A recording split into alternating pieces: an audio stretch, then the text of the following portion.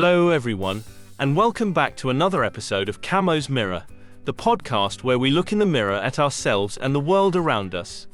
I'm your host, Camo, and today we have a fascinating topic lined up for you. But before we dive in, I want to remind you that this podcast is for educational and informational purposes only. Please consult certified professionals for personalized advice. The title of today's topic is The Blame Game: Understanding Human Nature and Our Search for Control. Why do we so often look outward to place blame when things go wrong, and what it truly means to take responsibility for our decisions and actions? Let's peel back the layers of how we rationalize our experiences and learn how to shift our mindset for greater clarity and growth. Joining me today is a special guest, Shulamith, a renowned subject matter expert in human behavior. Shulamith, welcome to the show. Thank you so much for having me, Camo. It's a pleasure to be here. The pleasure is all ours. So Shulamith, let's jump right in. The blame game is something we've all experienced, whether in personal relationships, at work, or even on a societal level. Could you start by giving us an overview of why humans have this tendency to blame others when things go wrong? Absolutely, Camo.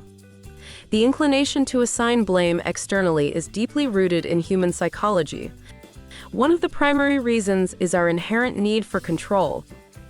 When something negative happens, it disrupts our sense of stability and predictability.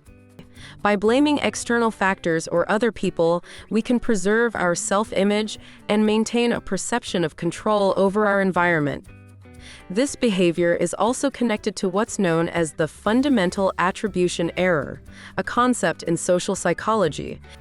It refers to our tendency to overemphasize personal characteristics and ignore situational factors when judging others' behavior. Conversely, we attribute our own actions to external circumstances. That's fascinating. So it's like a built-in bias we all have? Exactly. It's a cognitive bias that's been widely studied. Recognizing this bias is the first step toward mitigating its effects on our judgments and interactions. Interesting. Now, I'd like to delve into the origins of this behavior. Many people point to religious texts for insights into human nature. How do you think the blame game started in the Garden of Eden with Adam and Eve? That's a great question, Camo. The story of Adam and Eve in the book of Genesis is a profound illustration of the human tendency to avoid responsibility. After they eat the forbidden fruit, God asks Adam if he has eaten from the tree. Adam responds, "The woman whom you gave to be with me, she gave me fruit from the tree, and I ate." Genesis chapter 3, verse 12. Then God questions Eve, and she says, "The serpent deceived me, and I ate." Genesis chapter 3, verse 13. This narrative highlights a fundamental aspect of human nature, the instinct to deflect blame to preserve oneself. Instead of accepting responsibility, both Adam and Eve point fingers elsewhere. This story sets an early example of the blame game, illustrating how ingrained this behavior is in our psyche. That's a powerful example. Do you think this story has influenced how societies perceive blame and responsibility?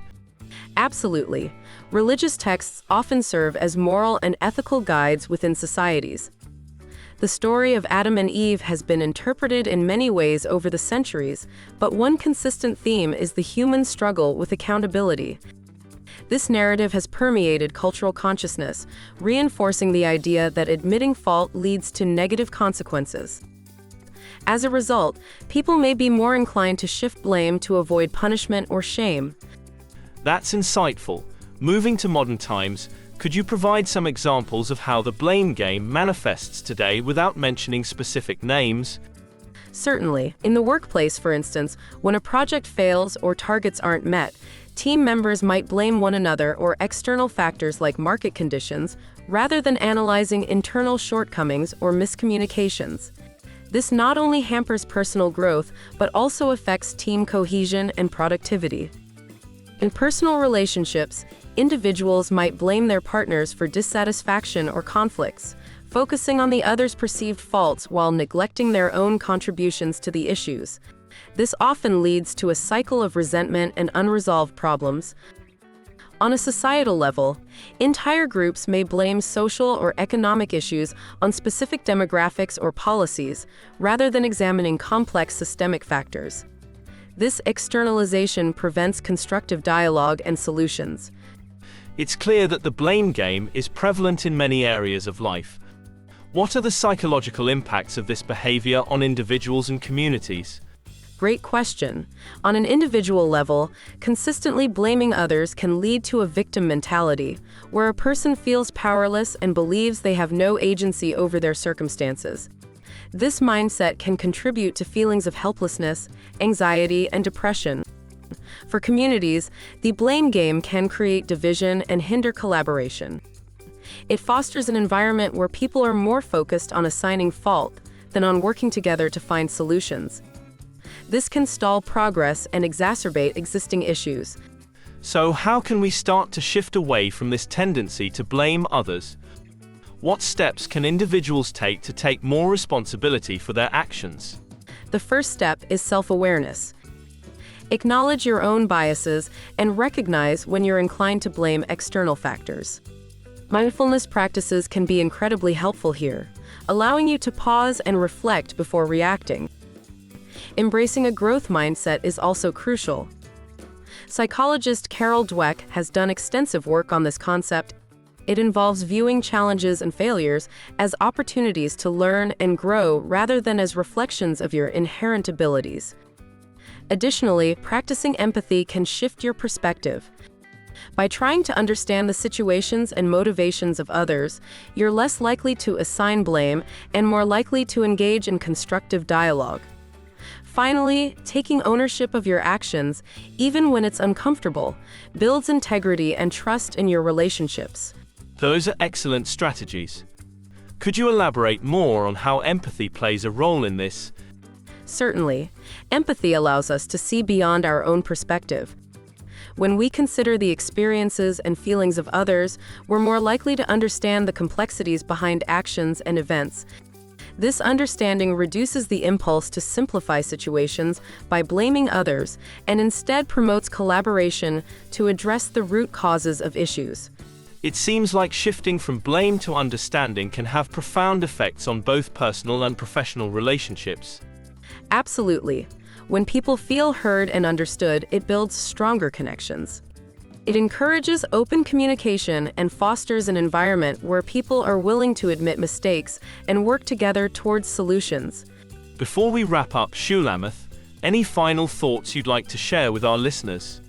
I'd like to encourage everyone to take a moment to reflect on their reactions when things don't go as planned.